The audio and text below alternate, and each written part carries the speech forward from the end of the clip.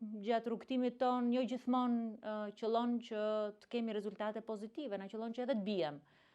Po e rëndësishme është që kur ngrihesh me kokën lart. Nuk ka liri më të fortë personale se sa ajo që t'jep aftësia dhe ajo që t'jep puna jote. Nuk është një sistem që i promovon vlerat. Nuk është një sistem që promovon gjithmonë më të mirin. Edhe shpesh herë qëllon që edhe na dekurajon për momentin. Po kjo është një rrugë shumë e gjatë. Kjo është një rrugë e cila çdo ditë duhet të ndërtosh një tull të vogël, duhet ngresh një mur të vogël, nuk ndodh brenda ditës. Kjo ndodh shpesh herë edhe me një miratim, edhe me një mbyllje goje duke mos folur, duke bërë një kompromis në një moment caktuar, ka më shumë rëndësi karriera apo të them të vërtetën. Edhe në këtë moment për mua sfida më e madhe që ka sot shoqëria shqiptare është mungesa meritokracisë. Është fakti që jo gjithmonë më i miri ja del, sepse sistemi që është ngritur fatkeqësisht nuk i promovon gjithmonë vlerat. Është shumë e vështirë që të flasësh në parlament për ekonominë dhe të jesh lajm. Po bëre një batutë në parlament është e sigurt që je lajm. Shpesh mund zgjedhin edhe rrugën e shkurtër, mund zgjedhin edhe ascensorin e karrierës, mund edhe të bëjnë kompromise. Po kompromisi që bën pastaj kthehet në një çmim. Nuk ka fatkeqësi më të madhe se të shoh të rinj që e shohin zgjidhjen jashtë. Unë nuk kam arritur për shembull motrës time që t'ja mbush mendjen që të punoj këtu, që të jetoj dhe të kontriboj këtu. Ka qenë e pamundur që t'ja mbush mendjen. Dhe këtë dilemë kam sa herë që takoj dikë. Për mua nuk ka asnjë diskutim që sigurisht është forcë karakteri të qëndrosh, është forcë karakteri edhe të përballesh, është forcë karakteri edhe me vështirësitë mënyrën se si përballesh me to, por ne duhet jemi këtu për të ofruar edhe një sistem mbrojtës, jo vetëm shembuj që meritokracia ja vlen, po edhe një sistem mbrojtur për t'i dhënë dorën dikujt që është i ri. Në një moment që ne ndodhemi në Shqipëri unë shoh edhe një mungesë të madhe shprese. Shoh një mungesë shprese sepse ndoshta ajo gjithmonë merita vlerësohet. Shoh një mungesë shprese sepse një pjesë e madhe të rinjve në shumë dyer që kanë trokitur i kanë gjetur ato të mbyllura. Shoh një mungesë shprese sepse fatkeqësisht politika është kthyer në një faktor i cili përcakton të ardhmen e një triju, edhe nuk duhet të jetë kjo. Debatoja me Shkëlqim Canin në mandatin tim të parë për ekonominë, sot nuk kam me këtë debatoj. Nuk është ky modeli më i mirë, nuk e marr dot si referencë Partinë Socialiste për model të mirë promovimit në politikë. A ka vështirësi Partia Demokratike? Patjetër që ka vështirësi. A duhet i promovojmë ne më shumë të rinj? Patjetër, dhe sa herë që të ke mundësi, unë do ta bëj ashtu siç ma kanë shtrirë mua dorën në fillimet e mia. Po për referencë Partinë Socialiste për promovim nuk e marr dot, se nuk kanë asnjë standard, as meritokracie, as përfaqësimi. Janë duke e bërë, po ajo modeli që kanë ndjekur për mua e ka ulur cilësinë e politikbërjes. Ndërkohë që ne duhet të mësojmë më shumë se si të investojmë tek njerëzit që me të vërtetë ja vlejnë. Kisha një moment që mendova që dua të tërhiqem, sepse nuk më duket e drejtë. Edhe sot nuk më duket e drejtë që duhet përballesha në një listë hapur dhe me thënë drejtën isha i vetmi ndër të vetmit persona politik në Partinë Demokratike që isha në një listë hapur. Pastaj vendosa dhe thash, unë kam mundësi boll të ankohem, kam edhe mundësi edhe të them që ma punuan kështu, ose kam mundësi që të ngrihem dhe të luftoj. Edhe unë ngrita dhe luftova. Në fakt ka qenë e vetmja herë në karrierën time që unë kam punuar për veten. Kush është në një parti politike e di që ne angazhojmë për partinë, kërkojmë vota për partinë, dhe kjo ishte hera e vetme që unë dola me emrin tim. Mund edhe të mos kisha dalë deputete. Nuk është fundi botës se jam apo se jam unë deputete. Por për mua ishte një betejë e rëndësishme, ishte edhe një betejë për të treguar që një figurë në politikë as nuk humb brenda ditës, as nuk fitohet brenda ditës. Profili ndërtohet në vite. Dhe unë besoj që më ndihmoi fakti që kisha folur për ekonominë vite, kisha punuar me disa kauza në vite, nuk ishte e thjeshtë. Unë do kisha pritur sigurisht që disa kolegë ndoshta edhe të më kishin mbështetur, dhe të kishin folur. Disa e bën, disa nuk e bën. Në politikë është e vështirë që të kesh miq.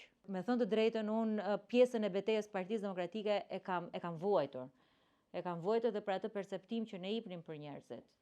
E kam vuajtur edhe në kuptimin e një beteje që duhet kishte qenë e brendshme, po në fakt u bë e jashtme dhe që na dëmtoi. Kisha sfidën me vete, edhe të një 4 vjeçari që ndoshta mund ta kishim përdor më mirë. Jo në betejën tonë brendshme, por me kundërshtaren. Partia nuk ka pse të jetë monopoli askujt. Në parti duhet ta përcaktoj vota. Nuk ka asnjë tregues tjetër përveç votës.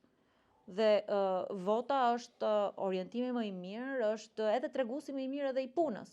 Si mund të ndryshojmë në partitë politike? Unë e kam provuar edhe të flas nga jashtë. Kam provuar edhe kritikat e mia i kam thënë, po kam vendosur që punën time dhe kontributin tim ta jap nga brenda partisë. Është shumë e thjeshtë kritikosh nga jashtë, sa e thjeshtë është bësh opozitë, edhe opozitë në opozitë është akoma edhe më e thjeshtë. Po mënyra më e mirë është që ti ndryshojmë partitë tona politike nga brenda. Së pari një herë kodi zgjedhor nuk është përfaqësues, nuk të lejon që të zgjedhësh përfaqësuesit më të mirë. Ka një tolerancë shumë të vogël në Shkodër në këtë vit juve keni zgjedhur vetëm një përfaqësues. Pjesën tjetër përfaqësuesve janë zgjedhur nga drejtimi i partisë. Edhe në Tiranë është zgjedh një përfaqësues, dhe në Durrës një përfaqësues. Unë të them të drejtën jam për votimin e drejtë për drejtë. Sistemi majoritar për mua ka qenë një nga sistemet më të mira. Kam hyrë në politikë në momentin kur u ndryshua, u kalua nga një sistem majoritar në një sistem proporcional me listë dhe e kam parë se sa e vështirë është që së pari të bësh fushat, të bindësh qytetarët, dhe së dyti se sa e vështirë është që të ndjekësh edhe interesin e zonës elektorale. Sistemi që ne sot kemi, së pari të penalizon, së dyti ka hequr elementin e zgjedhjes të demokracisë direkte, dhe së treti është shumë e vështirë që të fitosh në një listë të hapur, në një qark si Shkodra, në një qark si Tirana. Sepse praktikisht duhet i drejtohesh, unë ju drejtova 1 milion votuesve, Shkodra ju drejtua të gjithë qarkut të Shkodrës. Shtuar kjo edhe diasporën. Është sikur ta marrësh një zog, ta hedhësh aty në lumë dhe thuaj dil vet, ngriu vet dhe noto vet. Ndryshimet nga viti 2009 e këtej në kod për mua kanë qenë negative, pejorative në përkeqësim gjithmonë më shumë. Nëse do isha për një listë, atëherë do isha për një listë totalisht hapur, që do të thotë që kushdo duhet kandidonte, mos kishte asnjë pjesë të mbrojtur të privilegjuar. Nëse unë kisha kur takoja votues dhe qytetarë në këtë fushat, ishte po unë dua të votoj ty, po unë nuk e di a shkon ti dot në parlament apo jo. Ne duhet të sigurohemi që të kemi një demokraci direkte. Dhe kjo nuk ka lidhje as me procesin e integrimit, nuk ka lidhje me asnjë detyrim, është një vendim sovran i vendit. Po demokracia direkte është të bën edhe më të përgjegjës, të bën edhe më të përgjegjshëm ndaj votuesve, të bën edhe më aktiv për zonën tënde elektorale. Sot, po t'i pyesësh deputetët kush është zona jote elektorale, ne mund të kemi një zonë që e ka ndjekur secili gjatë fushatës, po duke qenë se nuk të ka votuar direkt votuesi, ke një përgjegjësi tjetër. Partia Demokratike ka zgjedhje të brendshme. Edhe në momentin që ka zgjedhje të brendshme, sigurisht që ka dilema, ka debate, ka diskutime. Unë e kam ndjekur nga media, të them të drejtën, diskutimin e zotit Saliani, dhe kërkesa ime për të, edhe kur e kam takuar, po edhe në media ka qenë hajde bëje betejën Partinë Demokratike. Boll ka vuajtur Partia Demokratike këto vite me një betejë që ka ndodhur nëpër studio televizive. Ne nuk duhet mendojmë se ku jam unë. Se me thënë të drejtën, për shembull, mund të më pyesja a ke ambicie ti, po ti më pyete për Salianin mua. Nuk ka rëndësi ku jam unë nesër, as ku është Saliani, rëndësi ka ku do jetë Partia Demokratike dhe ku do jenë demokratët, çfarë do ofrojmë ne. Për mua ky debat duhet të ndodh brenda Partisë Demokratike, nuk duhet ndodh jashtë. Fakti që ndodh jashtë për mua është shqetësues. Nuk e shoh ke Partia Socialiste këtë që të ndodhi jashtë, edhe s'ka ndodhur ndonjëherë jashtë. Është e shëndetshme që në një parti politike debatet të ndodhin aty brenda. Dhe sa herë që ka pasur mundësi dhe kur ka rastisur, këtë i kam thënë edhe Ervini, këtë e kam thënë dhe publikisht, kemi boll forume për të folur, hajde bëje debatin aty, debati studiove, ne nuk na ndihmojnë 3 vitet e shkuara. Nuk na ndihmoi. Dhe gabimin që kanë bërë 3 vitet e shkuara s'kan për ta bërë sot. Nuk kam për të dhënë mendime që do jap në forumet e partisë. Unë nuk di që të ketë një vendim të kryesisë për t'i mbyllur dyert. Le t'i lëm kohë institucioneve, le t'i lëm kohë forumeve të partisë që të marrin vendimet, le t'i lëm kohë debatit të brendshëm që të marrin vendimin e duhur. Unë mendimin tim e kam thënë dhe e përsëris edhe një herë këtu. Partia Demokratike nuk e ka luksin të humbi askënd. Ne duhet jemi më shumë se ç'jemi, ne duhet shtohemi, ne duhet zgjerohemi, ne duhet ja shtrim dorën kujtdo. Dhe nuk më pëlqen që ky debat i brendshëm po ndodh nëpër studio televizive.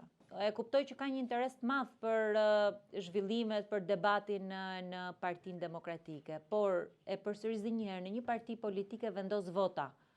Që të thuash të hiki Jorida që të vi Mariani nuk është e mjaftueshme.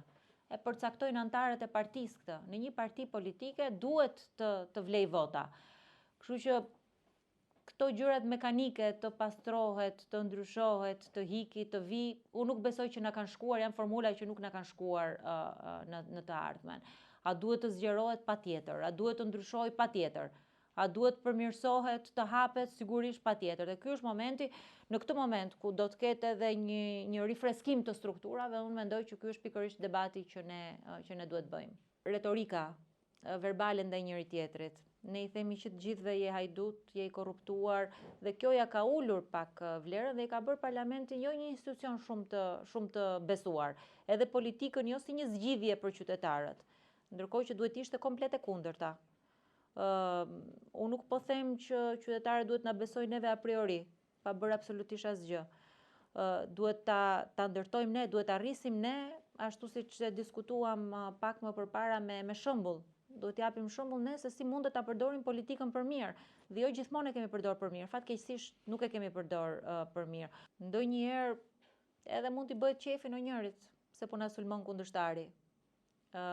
Nuk e shoh këtë harmoni dhe këtë sintoni. E thash pak më përpara për meritokracinë, e them edhe për politikën. Askush nga ne nuk ka kuptim vetëm. Sa askush nuk i duhet çfarë vlerë çtuar ka Jorida, ka Kliti, ka Irena, ka Irma, ka Emilia. Ne na duhet që të funksionojmë si ekip. Dhe që të funksionojmë si ekip ne duhet patjetër që ta ngrem këtë sistemin. Unë edhe si grua, në fakt, nuk kam parë ndonjëherë në parlament që kur sulmohet një grua dali dikush nga kauë tjetër politik edhe të thotë që prit se e ke gabim. Nuk e kam parë këtë që të ndodhi as mes kolegëve. Fatkeqësisht, ky është realiteti. Po të them ndonjëherë prove me wrong se këtu jemi, ke 4 vite të gjata përpara dhe do e shohësh.